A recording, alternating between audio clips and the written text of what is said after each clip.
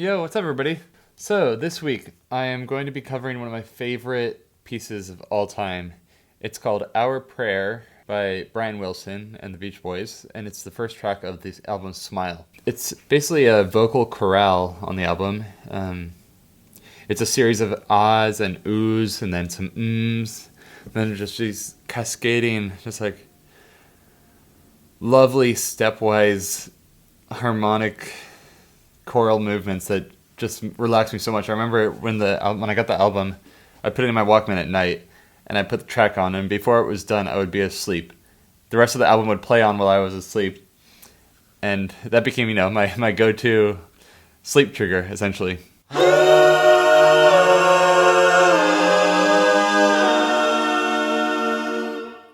So there's 4 parts. They range from low to high. The most obvious one is the high one, which is way out of my range. I would sing it, but I can't. But I think it would be really cool, really high up on the cello. I could do the violin. It's easy to hit that range on the violin, but I think that the high range of the cello, because it's stretching the instrument, would sound really cool in this part. Recording wise, I think I'll start with the bottom one. There's 4 total, so there's a high part, then there's 2 parts in the middle that at times seem to cross over, the kind of part to distinguish from each other. And then there's the low part, which is maybe one of the easier parts to pick out. So I'll start with the low part.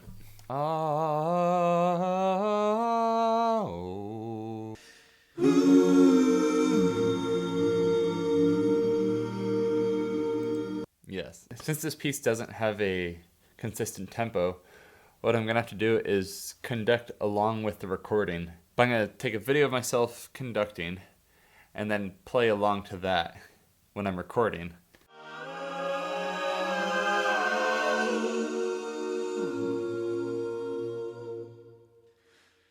That was rough. But you can hear the breaths. So that was my cue. But you can tell in the moment live, they were just giving it to each other, Ah, ooh.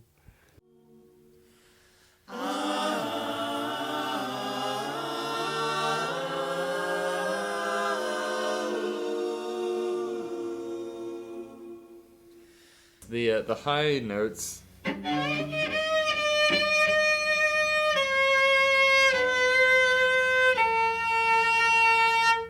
are way up there, which is good. I've been wanting to learn the higher end of the cello for a long time. So there's a lot of work to be done. That's where we're starting from. Just hitting the notes is one thing, and then making them emotional is a whole different challenge. But first, we learn them. I'm going to try recording some stuff and see how it sounds, see what the challenges are, and address from there. So I think I'll start with the lowest line, and sort of get through the whole thing with the lowest line, and then do the top line, and then go in and fix the middle parts, and then address from there. I have all the tracks that I'm supposed to record on, and then I also have the video of myself conducting.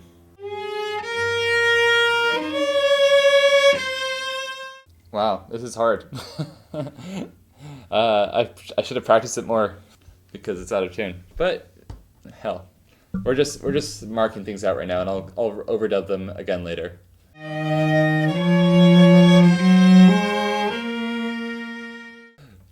This is teaching me a lot about cello and where I'm at on the cello. And I really need to incorporate dynamics too, like the first one. Ah, ooh, ah. It almost goes from statement and then retracts and stands back. Statement and then stands back. And that's going to be really important for the final product. What I'm trying to do here is we use the thumb. So instead of 4 fingers, you actually have 5 fingers on the fingerboard. But it gives you these nasty marks on your thumb. Undo. Oh my god, that's terrible. This gives us so much to work on. It's beautiful. So much to practice. This piece has all the flats. It has 6 flats: B flat, E flat, A flat, D flat, G flat, C flat. All the notes are flat. It's not helping the cause, I'll just say that. You know, to be honest, I didn't expect much more than this quality-wise. I knew it was going to be harsh, and I'm trusting with time and care, I'll learn how to make it pretty.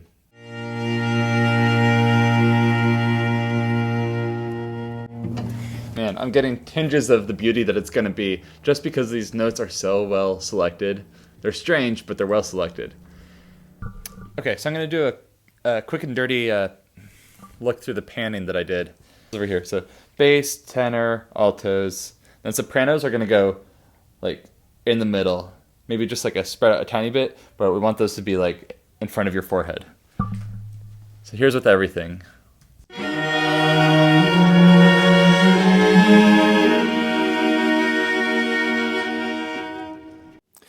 Hey everybody. So yesterday I threw down cello lines that were really rough, really out of tune, but just to establish the structure of the piece. So now it's time to make it pretty. And one of the things that's in my mind when I've been hearing the cello is the wide vibrato, wide intense vibrato that can really make that sound, make that tone shine. And in my head, there's a point in Barber's Adagio strings where the cellos have a soli, and it's really high, and it's full. I've heard it with wide vibrato, and it's one of my favorite tones. So I'm gonna try to find that. So about halfway through the piece, the cellos have their soli. It starts pretty innocent enough.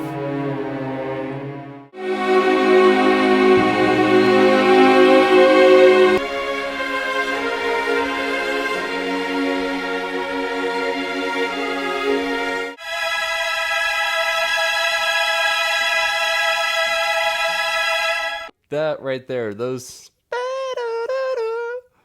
is exactly what I'm going for. And you see they're doing wobbly hand, as my old friend used to call it, all the vibrato.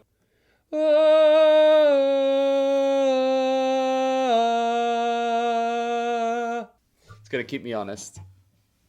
And we're also gonna take this piece by piece, as small as the pieces need to be, until they're clean.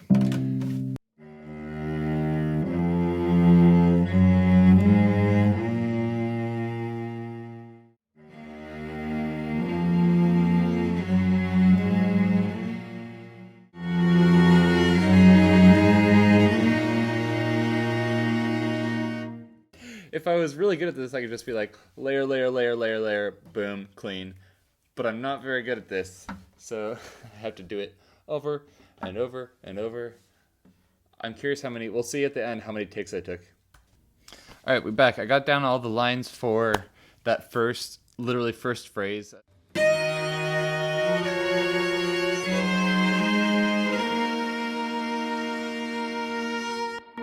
So you'll notice that all the lines come in just a little bit off, and the second note comes in just at different places between the lines, and everybody cuts off at different points as well.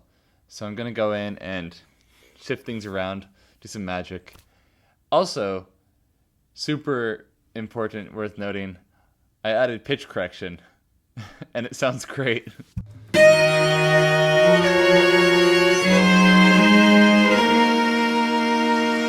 So that's that. Let's try to do this. Give you a sample without any pitch correction.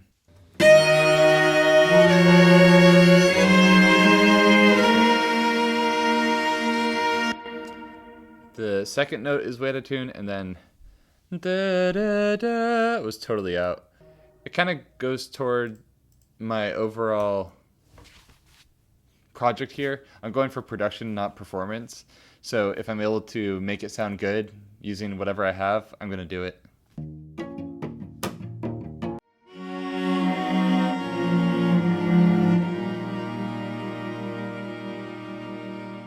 Everything is an exercise in intonation, but this is especially an exercise. This is like CrossFit of intonation.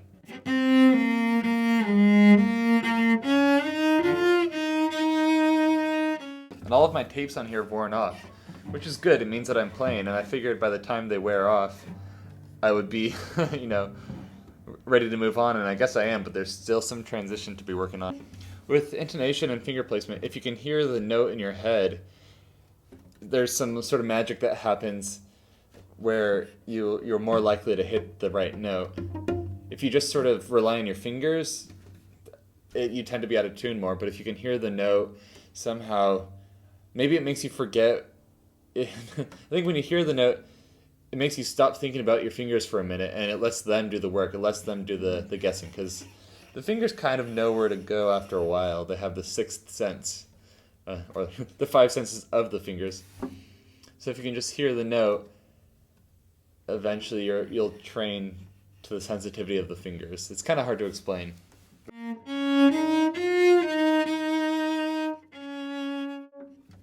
I think it's the sort of thing where like your brain really likes to get it right. So when you do get it right, it rewards that feeling. So if I'm thinking in my head, I hear that,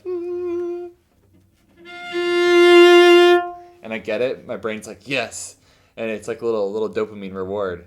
And I think that's how it works. The feeling is, I mean, it's sort of like when you're on a surfboard or a skateboard or like biking or something, and they say, turn your head in the direction you want to go. I think that's the exact sort of feeling that we're going for here. Hear the note you want to play.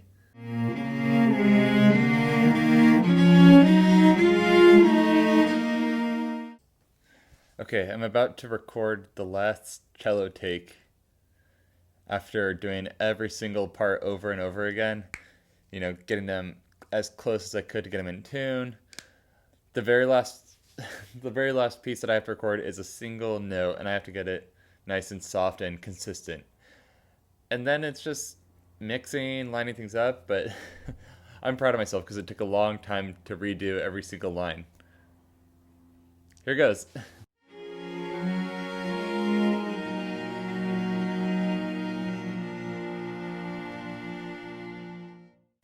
Alright, so we did it. We got all the parts down, sounding okay enough. So now I'm just going to go back and like clean off the beginnings of endings of every phrase, because I had to record each phrase as its own piece. I had to go in and make sure it all lines up. And then we're solid. Then we're good to go. I think it's coming out really well. I'm still surprised how well some of the chords and the parts work with each other. It's just a testament to the amazing writing on this song. Alright, so the wildest thing is happening to me as I'm working through this piece and like, you know, listening through it. I don't know if it's because I've listened to the original so many times, but start over. Okay, so the wildest thing is happening to me as I'm listening through this. The cello parts, when they're stacked, sound like they're singing human syllables, and I can't tell if it's because I've listened to the original so many times that my ear is like listening for it, or that the cello matches the Beach Boys vocal tone so closely. So let me know what you think when you listen to it. Particularly near the end, let me know if you hear any ahs, sounds. Anyways, enjoy.